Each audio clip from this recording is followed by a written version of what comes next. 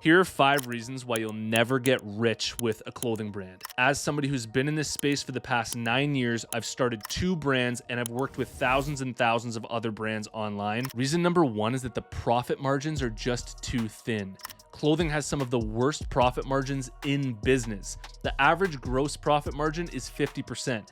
And this sort of acts as a trap for most people getting into this space. They think, oh, I can make a t-shirt for $7 and I can sell it for 25. The margins are insane, I'm gonna crush. But what they don't take into account is the net profit margin. And just to recap this for people who might not understand, your gross profit margin is your profit after your cost of goods sold. Your net profit margin is your profit after all of your expenses. And this is where your profit margin gets super thin. The average net profit margin is closer to 10% and it can get as low as 4%. After all the little goodies and things you want to throw in with each package, after the packaging itself, the shipping, the inventory, and just constant reinvestment, that's where all of the expenses add up, and not to mention your marketing spend. In order to actually get rich from your business, you have to be able to keep some of the money that you're making, and fashion and clothing rarely offers that. Unless you're able to have extremely good margins, and then on top of that, you have a distribution channel that's not going to require you a ton of marketing costs like Facebook ads and TikTok ads, where that's your only way of acquiring customers. And just as an experiment, let's see from other brand owners that are maybe watching this video, write in the comments below, what are your margins like? Do you have really good margins inside of your business? Do you resonate with the things that I'm saying and how the costs can really add up with your marketing expenses? I'd love to hear your thoughts in the comments below. The second reason you'll never get rich with a clothing brand is specifically high upfront costs.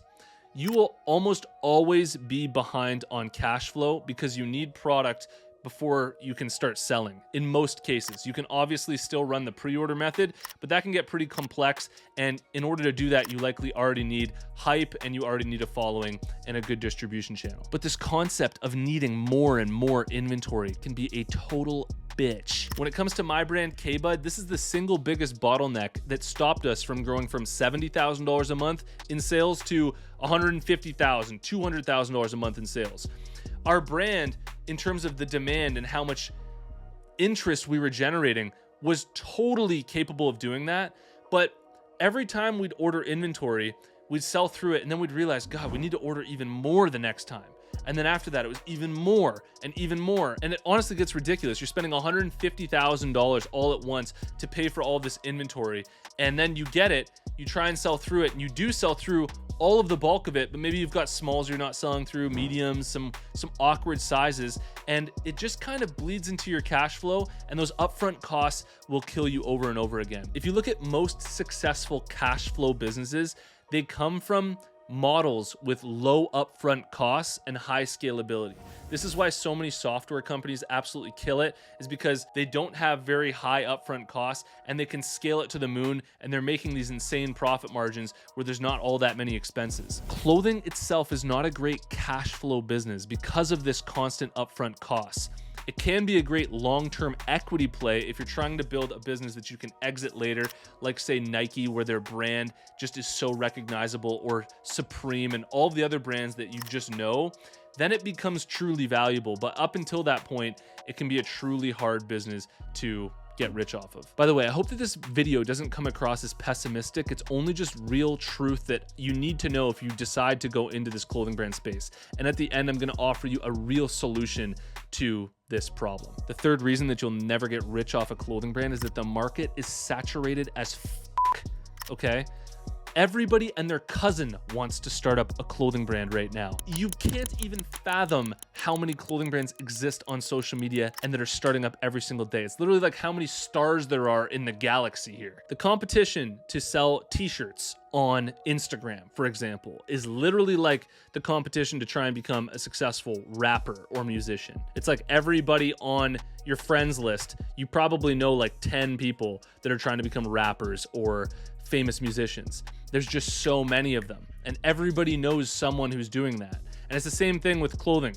It's just such a low barrier to entry to get started that so many people want to do it, and they think that they're going to be successful with it. And then they run into all the competition and they realize just how hard it is. So you literally need to be able to create a cultural movement through all of this other clutter that's online. And if you can't do that, you're likely going to end up just like some other Shopify store that's not getting any traffic and not getting any momentum. And this leads just perfectly into the fourth reason why you're never going to get rich with your clothing brand, which is it is brand driven. It is not product driven. You are not competing on the utility value of your clothing in most cases. If you're selling t-shirts, hoodies, there's likely thousands of other hoodies that have the exact same quality as yours, the exact same materials as yours. Unless you're doing something like what I'm doing with my second brand, Therapy Wear, where we're literally selling a hoodie that has heat in the neck, back, and shoulders for pain relief, and we found like this really specific utility value angle, you're likely going to struggle to compete in that domain. And the domain that you're going to end up competing in is status, identity, and lifestyle. All of the subtle signals that go into creating a successful brand. So the game is creating a cult-like following behind your brand and your movement and your messaging, and not necessarily on your product quality and the actual hoodie itself. It is a truly trippy experience, I can tell you firsthand, when you're trying to sell hoodies and t-shirts online and no one is showing interest in it, and then you get a whole bunch of celebrities and influencers to support those products, and those same exact products fly off the shelves. It's the exact same product nobody cared about, and now that all these cool people that they look up to are wearing it, now they want it, now they think it's cool. And this just goes to show that those are the things that you're going to be competing on, and those things are much more difficult to achieve and acquire for your brand than just creating a good hoodie. And the fifth reason you'll never get rich off a clothing brand, before I share with you a solution to actually get rich off your clothing brand, is slow turnover.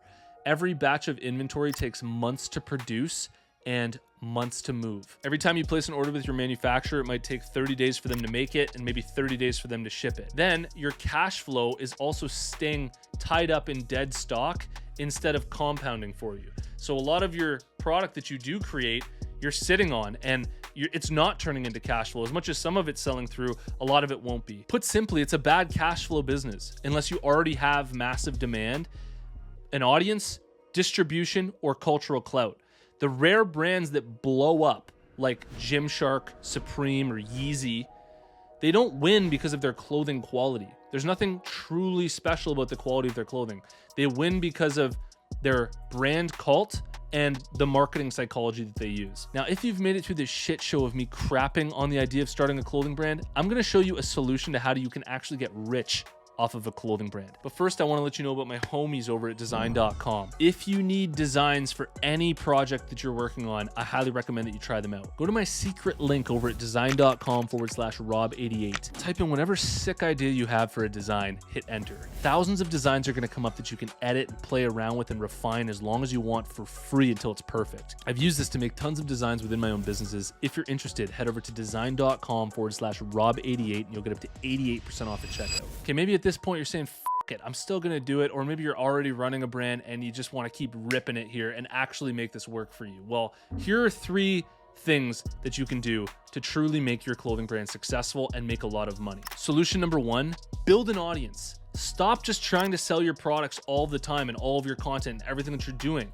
Focus on building your audience first and then selling later. If you haven't started yet, before inventory, before hoodies, before logos, build attention.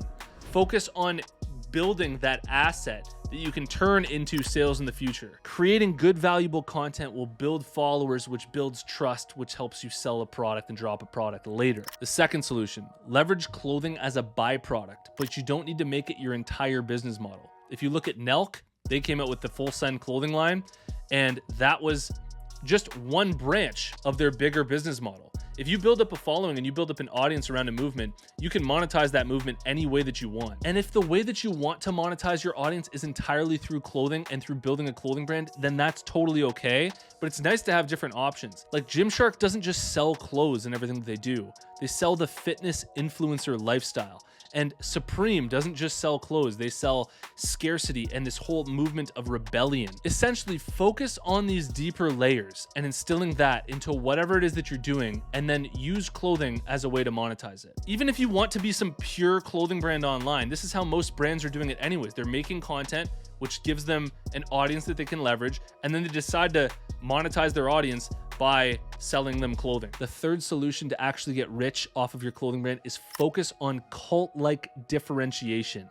If you want to start up a clothing brand, fine, but it can't be just another hoodie. You need some sort of movement, some inside jokes, some identity that is tied to your audience. If you look at my cringy, stupid clothing brand K-Bud, it's gotten up to $70,000 a month in sales, by the way. Everything that we do on social media has really specific slang tied to rural and small town Canada, and there's so many inside jokes, and almost every single reel I've posted on Instagram lately has been blowing up to like 100,000, 150,000 views, and it's because it's all connecting on those deeper layers. And then people are seeing the hoodies, they're going to our website and they're saying, this is totally for me, this is unique, this is different, and it's tied to my identity. God, I hope that this video was eye-opening for you, and I'd love to hear your thoughts on this, whether you agree, disagree. Let me know in the comments below. I read every single one. Hit the like button, hit the subscribe button. I'll see you in the next one. Peace.